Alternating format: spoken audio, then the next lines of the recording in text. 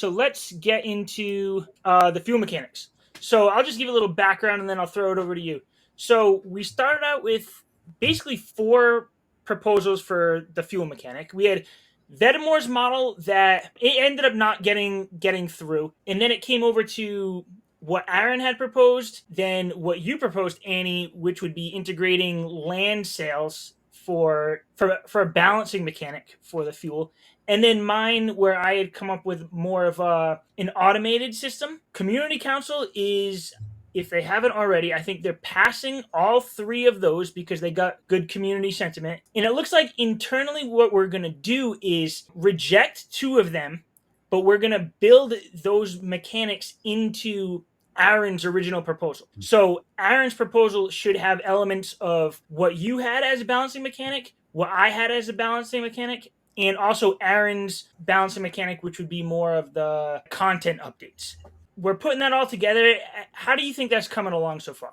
Yeah, I think you nailed it in the approach, Nick. The intent was always to have a comprehensive approach to fuel. That we need to have a holistic picture on what's happening both on the supply side with the land plots, the amount of fuel that's being put in, if you're doing any kind of balancing mechanic in the production side, and then also the question of how do you handle that on the demand side, right? What's the approach? Do you use an order book? Do you use an AMM?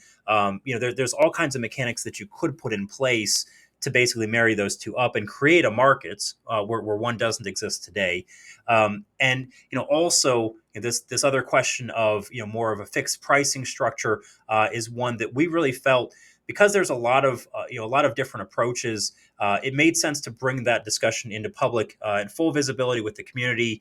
Make sure that everyone understands, is on board with the overarching vision that we've got. But it's also true that the optimal solution has some elements of all of these, even including Vet's proposal in terms of some of like the sentiment and the positioning of fuel for an accessibility standpoint for the community. And so I would say even like the top guardrail has some elements of what Vet's proposal was as well, that's going to be built into it. And so I think that frankly, having that discussion in public, getting sentiment, having people build on top of it.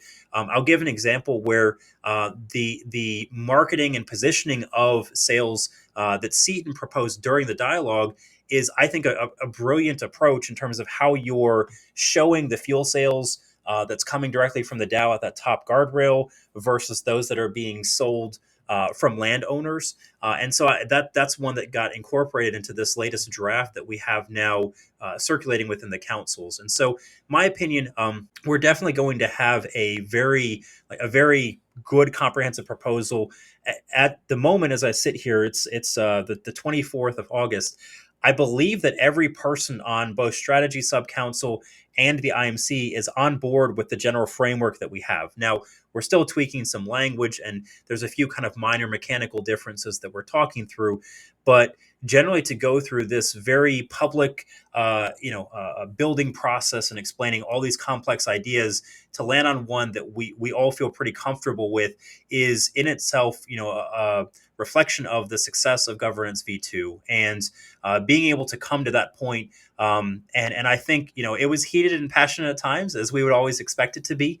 But I feel very confident that this final position prepares us very well for the launch, and we'll be able to communicate clearly to the community what to expect. And then it also sets us up for a very long-term sustainable structure where we've got elements that will let us test and evaluate some of the more automated solutions, really make sure we're hitting a good equilibrium in those first months after the games are launching in open beta, and then preparing for what should be a really exciting onboarding process over the next couple of years. I'll say just early this morning we had our strategy subcouncil meeting where we talked about this IIP.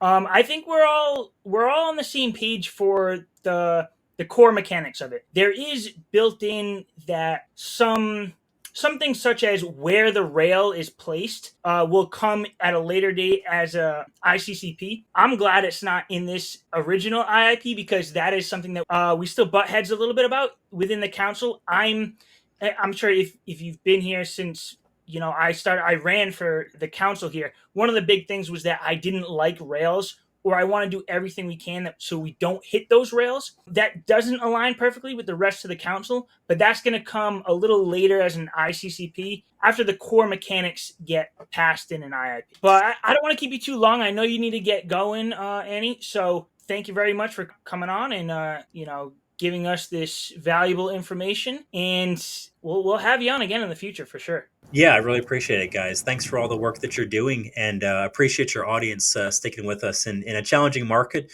But this is one of the absolute best places to come for news on what's going on with Illuvium, Web3, and just in general a place to hang out. So appreciate both of you guys and the work that you're doing. Take care. All right. Thank you. Have a good one, bud. All right. Have a good one.